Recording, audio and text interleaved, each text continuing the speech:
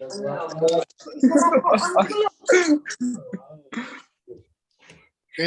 assalamualaikum warahmatullahi wabarakatuh. Kami dari kelompok 10. Kali ini kita akan mengerjakan tugas hukum tata negara untuk mendiskusikan tentang demokrasi. Kami dari kelompok 10 terdiri dari Arangga Rizvandi Satria Pratama dengan NIM 269, kemudian Sinta Aprilia NIM 278, Belani Nurhaliza NIM 279, dan Rangga Putra NIM 294. Dan saya sendiri Arsyardi Putra dengan NIM 291.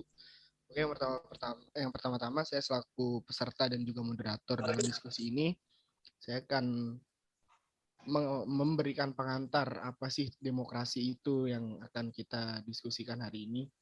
Demokrasi secara terminologi berdasarkan dari dua kata, yaitu demos dan kratos, yang dimana digabungkan menjadi satu suku kata, yaitu demokrasi, yang berarti kekuasaan sepenuhnya ada di tangan rakyat.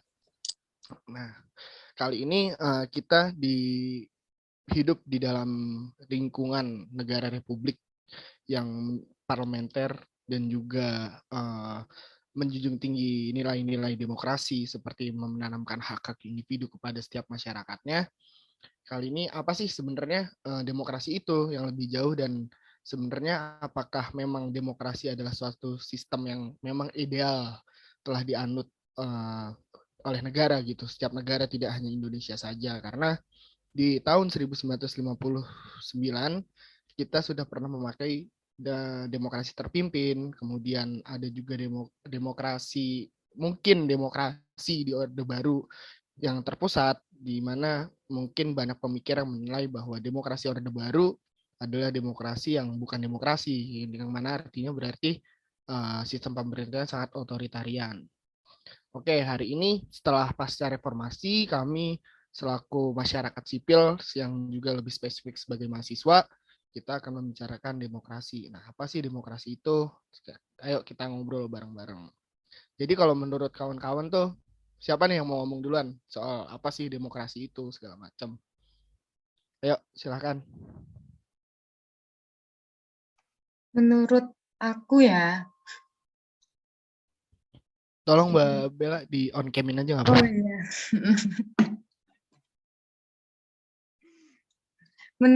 Menurut aku, demokrasi sendiri itu adalah bentuk atau mekanisme sistem pemerintahan suatu negara sebagai upaya mewujudkan kedaulatan rakyat atau negara yang dijalankan oleh pemerintah. Seluruh warga negara memiliki hak yang setara dalam pengambilan keputusan itu sendiri.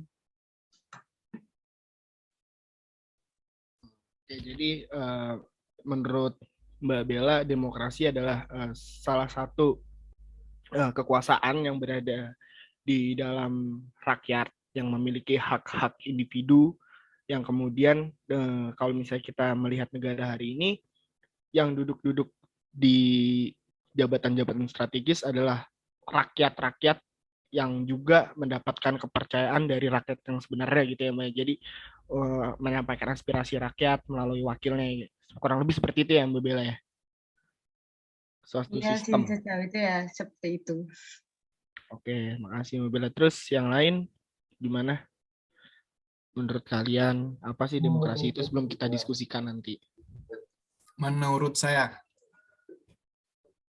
demokrasi adalah bentuk pemerintahan di mana semua warga negaranya memiliki hak yang sama untuk pengambilan keputusan yang dapat mengubah hidup mereka. Jadi kurang lebih sama ya kayak Mbak Bella, tetap kekuasaan berada di tangan rakyat, seperti itu ya Mas Rizvandi Satria. Oke, selanjutnya. Saya. Kalau menurut saya, demokrasi adalah suatu sistem pemerintahan dalam suatu negara yang dimana warga negara memiliki hak, kewajiban, dan juga kedudukan yang kekuasaan di dalam menjalankan kehidupannya dalam berpartisipasi dalam kekuasaan negara. Seperti itu. Oke, kurang lebih masih sama, tetap hak-hak juga. Terus terakhir Mas Rangga. Ya, menurut saya sih sama sih kayak apa yang dikatain sama Mas Rizwandi, semua kayak apa ya, kayak pemerintah itu sebenarnya kayak dipegang sama rakyat gitu loh. Pokoknya intinya itu rakyat, gak ada yang lain. Oke, terima kasih kawan-kawan. Selanjutnya saya mau memukakan pendapat saya tentang demokrasi ya. Jadi menurut saya sebagai peserta diskusi ini saya mau menyampaikan pendapat bahwa pada dasarnya demokrasi ini juga pendapat kawan-kawan saya. Mohon maaf sebelumnya. Jadi demokrasi itu adalah sesuatu produk dari yang kita kenal sebagai ideologi atau sains lah ya, sains ilmu pengetahuan dari liberalisme bahwa uh, mereka demokrasi adalah sesuatu hal yang menyangkut tentang keadilan, tentang kebersamaan dan sebagainya.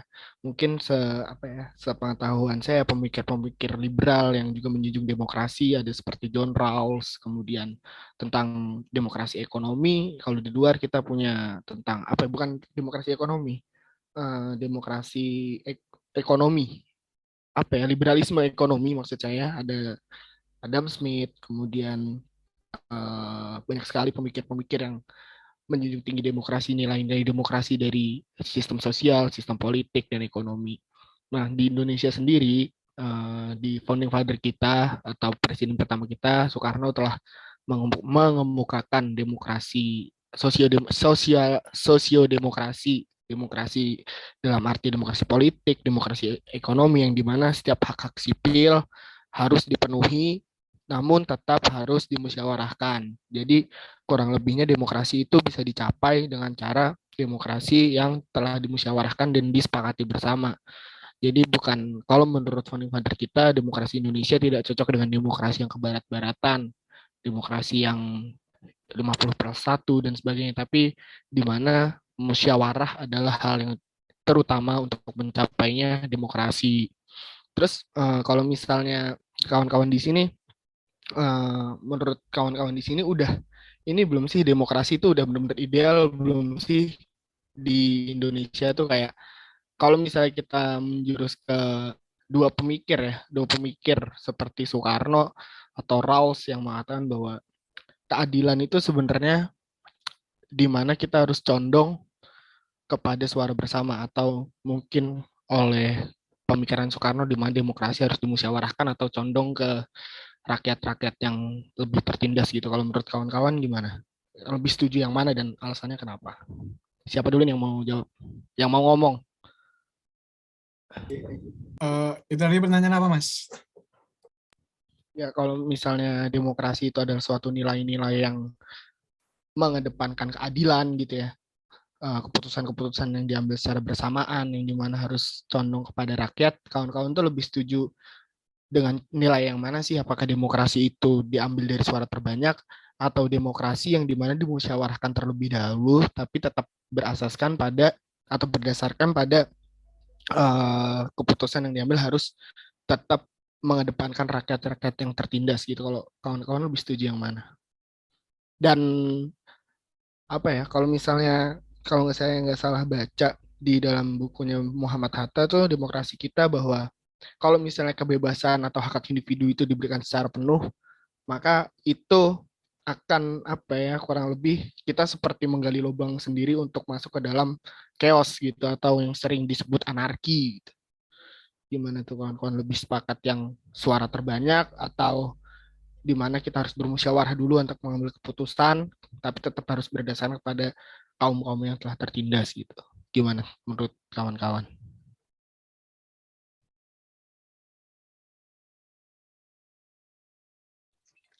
Kalau aku sih lebih setuju yang pemilihan terbanyak tadi sih, kayak pemilu tadi sih. Soalnya ada 5 alasan sih.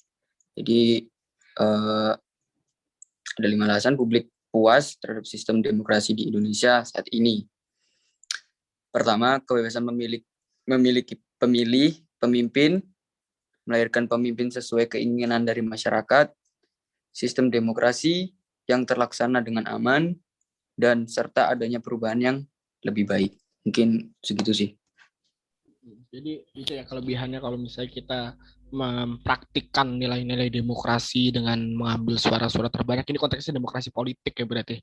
Jadi harus mengambil suara terbanyak agar ya memang kalau misalnya suara udah mengatakan A ya berarti A gitu ya.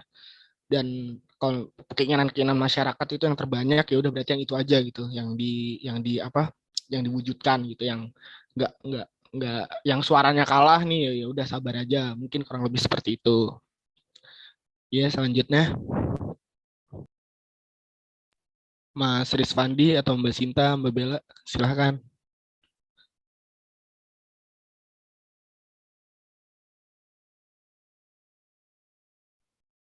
Halo. Kalau aku Halo. lebih, kalau aku Kurang lebih lebih, ke tengah sih ya. Mas. Sama sih kayak kata Rangga, gak jauh beda. Oke, kalau Mas Rizvandi? Eh, lebih ke yang kedua tadi kayaknya. Yang dimana harus dimusyawarahkan terlebih dahulu dan tetap Ya. harus berdasarkan kepada rakyat-rakyat yang tertindas itu ya. Ya. Soalnya Terus, kalau yang pertama kayaknya ada sisi yang nggak adil gitu. ya. Ya, terima kasih Mas. Terus selanjutnya Mbak Bella atau Mbak Sinta dulu?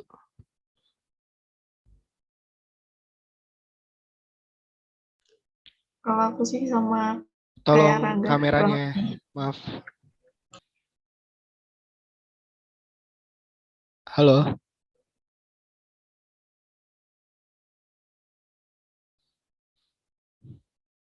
Oke, mungkin saya dulu ya. Tadi pertanyaan yang saya bangun ini memang pertanyaan yang saya tanyakan ke forum ini adalah narasi yang disampaikan oleh kebanyakan kalangan mahasiswa yang mungkin kita bisa baca di bukunya Indonesia Bergerak, karya dari kalau nggak salah kelompok studi di Universitas Gadjah Mada, bahwa pasca Orde Baru memang demokrasi lebih sehat, di mana artinya demokrasi secara nilai-nilai demokrasi secara harfiah lebih hidup, kurang lebihnya seperti adanya kebebasan pers yang sebelumnya pers kebanyakan itu dibredel, dan di mana berita-berita yang dikeluarkan itu harus tetap pro dengan pemerintah. Nah, kalau misalnya kita membahas konteks dengan demokrasi politik yang dimana pemilu dan sebagainya, saya lebih condong yang kedua gitu. Kenapa? Karena memang pada dasarnya kita sebagai manusia ini tidak bisa berlaku adil kalau misalnya kita pakai konteks keadilan yang dinarasikan oleh Polemarchus, Plato dan sebagainya, di mana keadilan itu harus sesuai konteksnya. Nah, konteks yang hari ini di negara modern konteks yang seperti apa? Sedangkan chaos di mana-mana, kemudian hak-hak individu memang ternyata tidak bisa berdiri di atas kakinya sendiri, yang dikatakan oleh Soekarno berdikari secara ekonomi dan sebagainya, tetap harus memiliki campur tangan oleh negara. Sedangkan demokrasi ekonomi atau yang kita kenal dengan neoliberalisme yang lahir pada 1980-an di Indonesia, yang adanya mungkin lebih jauh tahun 85 dan lebih jauh saat ini adanya Undang-Undang Cipta Kerja yang dimasuki dalam metode Omnibus Law pada saat itu cenderung tidak ramah oleh kaum tertindas, yang dimana kaum tertindas ini adalah pekerja, kemudian buruh-buruh ya kasar, buruh-buruh yang kurang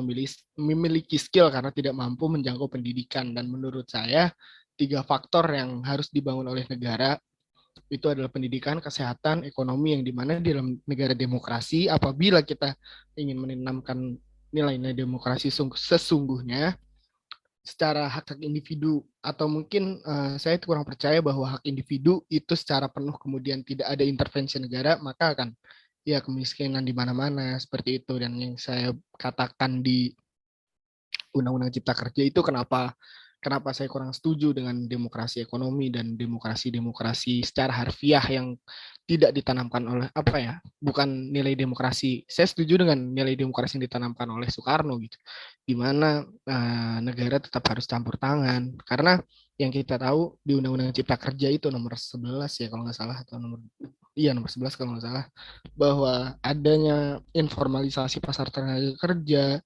kemudian jam kerja fleksibel, disitulah nilai-nilai demokrasi secara harfiah yang sesungguhnya. Dimana kalau misalnya kita ingin mengartikan secara detail, di mana jam fleksibel itu artinya bahwa buruh boleh bekerja di jam berapapun saat dikontak oleh perusahaan. Kemudian informalisasi tenaga kerja atau outsourcing adalah di mana kita sebagai pekerja itu hanya tidak memiliki kapan pastinya kita menjadi karyawan tetap di perusahaan tersebut, tapi hanya kontrak. Dan kalau saya memakai konsepnya Marx atau pemikiran Marx bahwa ya tentara buruh cadangan akan terus ada jika memang produk demokrasi ekonomi atau kapitalisme itu tetap menjamur, maka ya kesenjangan sosial, kesenjangan ekonomi akan terus ada gitu. Dimana itu adalah produk-produk liberalisme, salah satunya demokrasi itu. Kemudian bisa lanjut ke Mbak Sinta atau Mbak Bella tadi yang belum berpendapat. Tadi saya ulang pertanyaannya, lebih setuju yang mana nih, demokrasi secara konteks politik dan ekonomi? Apakah lebih setuju dengan mengambil suara terbanyak atau demokrasi secara musyawarah yang dimana tetap harus berdasarkan pada rakyat-rakyat yang tertindas? Mungkin Mbak Sinta. Lebih suara terbanyak sih. Alasannya kenapa tuh?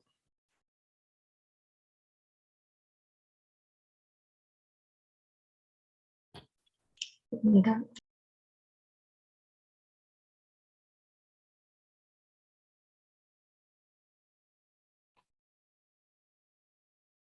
Saya tahu Mbak Bella dulu.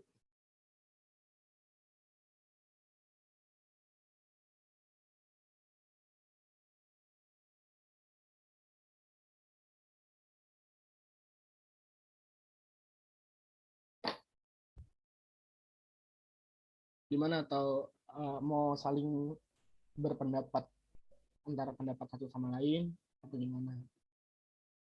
Mungkin Mas Rangga sama saya sama Mas Rizfandi tadi kan berbeda pendapat nih.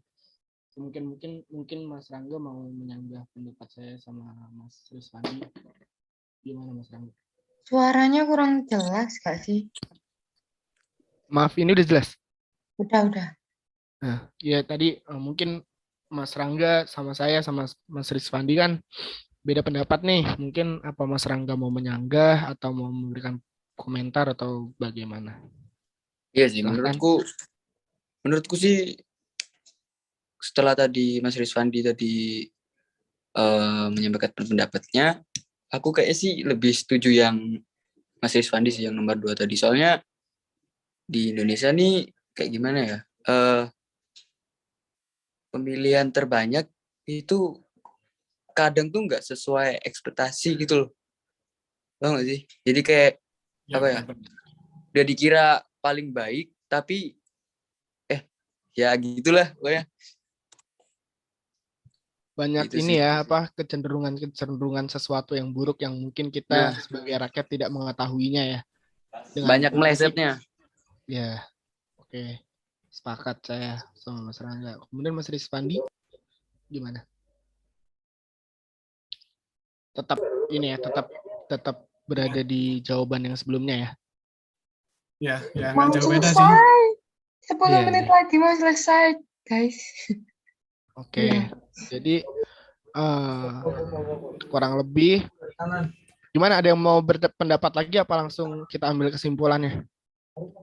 Langsung kesimpulan aja. Kesimpulan. Oke. Waktunya juga tinggal dikit. Ya, baik. Baik, terima kasih kawan-kawan. Saya selaku moderator ingin menarik sedikit kesimpulan dari diskusi yang sangat amat singkat ini, bahwa demokrasi sebenarnya adalah suatu nilai atau sistem yang memberikan hak-hak individu kepada masyarakat yang hidup di ruang lingkup negara, di mana manusia memiliki hak-hak untuk hidup, kemudian hak-hak politik, hak-hak ekonomi, yang di mana manusia bisa mencari sendiri, kemudian juga manusia bisa menggantungkan kepada negara yang memang kalau misalnya kita tahu ada yang namanya asas derogable rights dan non derogable rights, di mana derogable rights dan non derogable rights, di mana ada hak-hak individu yang boleh dibatasi, ada juga hak-hak individu yang tidak boleh dibatasi seperti hak asasi manusia yang sudah dimiliki sejak manusia itu sendiri lahir, dan kemudian di mana hak ekonomi yang artinya bahwa setiap manusia, setiap masyarakat wajib untuk memiliki pekerjaan yang layak untuk memenuhi kebutuhan subsistensinya.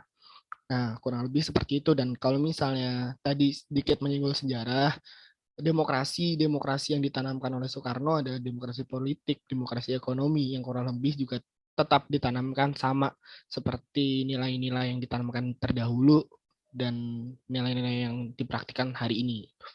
Oke, kurang lebihnya seperti itu. Kami dari kelompok 10, kurang lebihnya mohon maaf. Assalamualaikum warahmatullahi wabarakatuh. Waalaikumsalam warahmatullahi wabarakatuh. Waalaikumsalam warahmatullahi wabarakatuh. Terima kasih Mas Arsy.